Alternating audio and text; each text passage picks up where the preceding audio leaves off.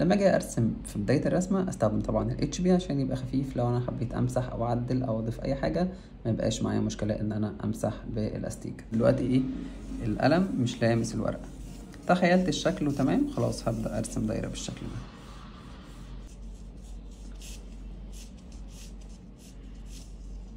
هقدر حجم الاسطوانة اللي انا محتاجها وابدأ انزل بالشكل ده خط مستقيم على قد ما اقدر. طيب الاسطوانة من الجزء اللي فوق ما بتكونش مقفولة بالشكل ده، بيكون في جزء من السطح اللي فوق ظاهر، فبنرسمه بالشكل ده، خط مستقيم على قد ما نقدر. حلو، اي خطوط تانية هتبقى متوازيات. يعني ايه؟ يعني انا هطلع من النقطة دي خط بالشكل ده، اللي قصاده من فوق يبقى موازي لده، موازي للخط اللي تحت او ماشي معاه بنفس زاوية الميل بالشكل ده. نفس الفكرة الناحية دي، هيبقى موازي لده، فهنزل بالشكل ده كده.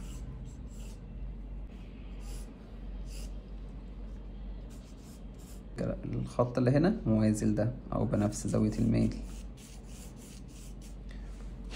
والخط اللي هنا موازي لده. ومسكناه من بعيد وخفينا ايدنا عليه هيديك درجات فاتحة بالشكل ده. طب ابدأ اضغط، هيبدأ يديك درجات غامقة. فانت كده هتستغل القلم عشان تطلع بيه درجات مختلفة، وده اللي الراجل اللي بيصحح او الدكتور اللي بيصحح الورق محتاج يعرف، هل انت بتعرف تتحكم في ضغطة ايدك ولا لا.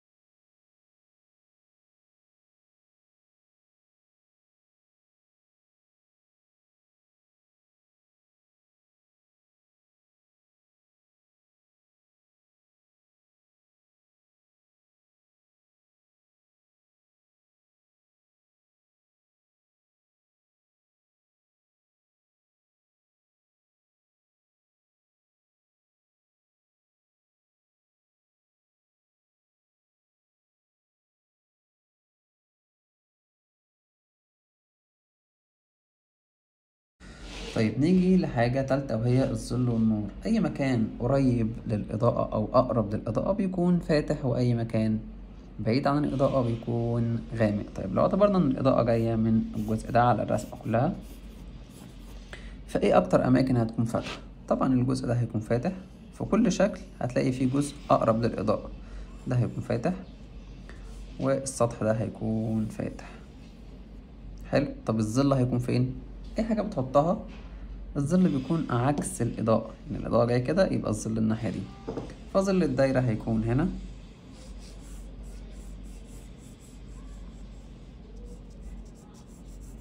وهيغطي جزء مربع بالشكل ده.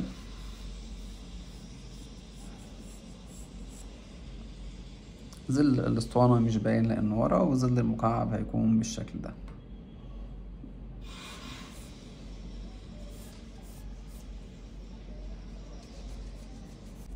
HB في أبعد جزء عن الإضاءة اللي هو الجزء ده. نبدأ نظلل بالشكل ده زي ما قلنا.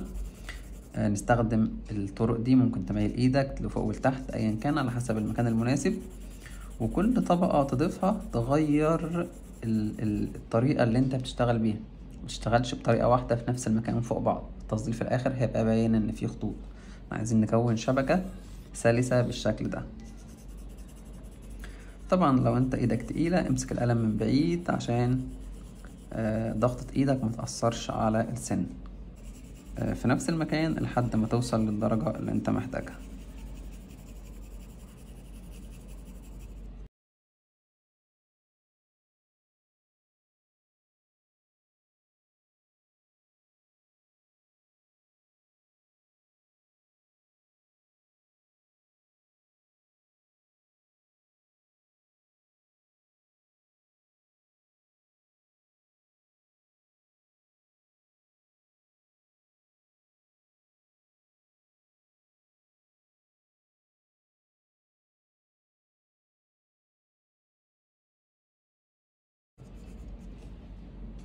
اهم حاجة جنب الاضاءة تخلي ايدك خفيفة على قد ما تقدر.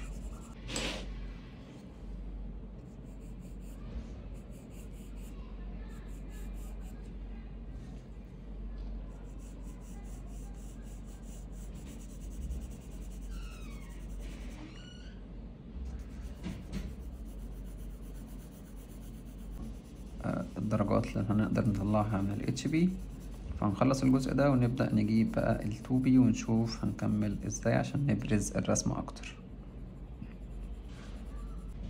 ايه هي الاماكن اللي محتاجة تتغمق؟ هي اماكن الظل اللي على الارض والجزء الغامق في الشكل اللي انا بظلله.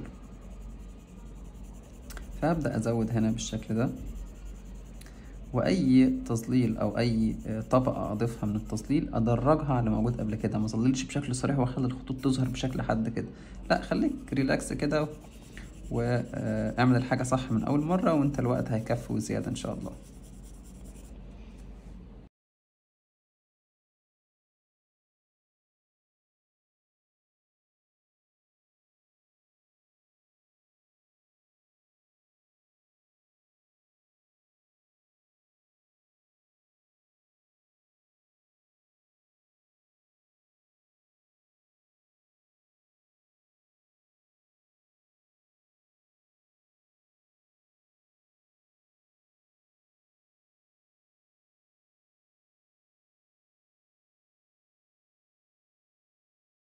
نبدأ نغمق بداية الظل او الشادو اللي على الارض وندرجه بالشكل ده.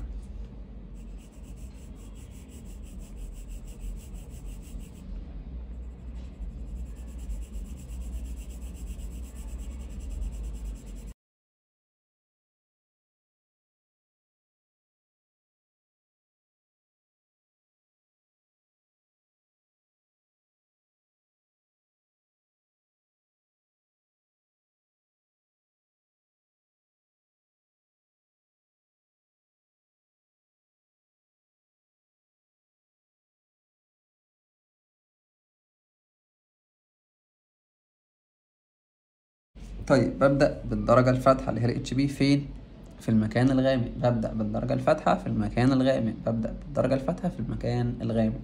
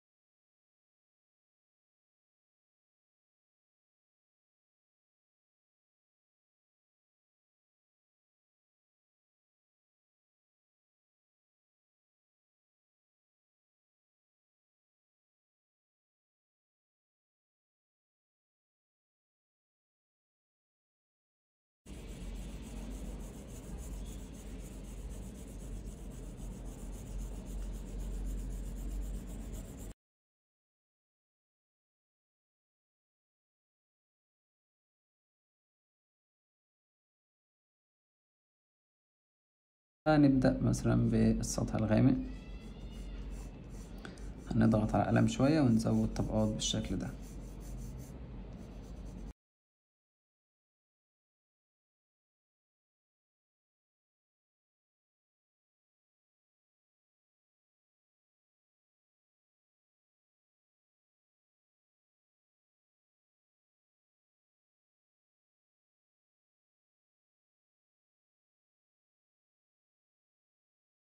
نغمق الظل شوية، هنضغط عليه أكتر.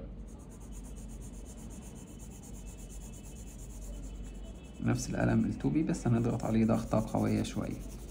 طبعا دي أهم حاجة اللي احنا قلناها في الأول، لازم نتعلم ازاي نتحكم في ضغطة ايدينا.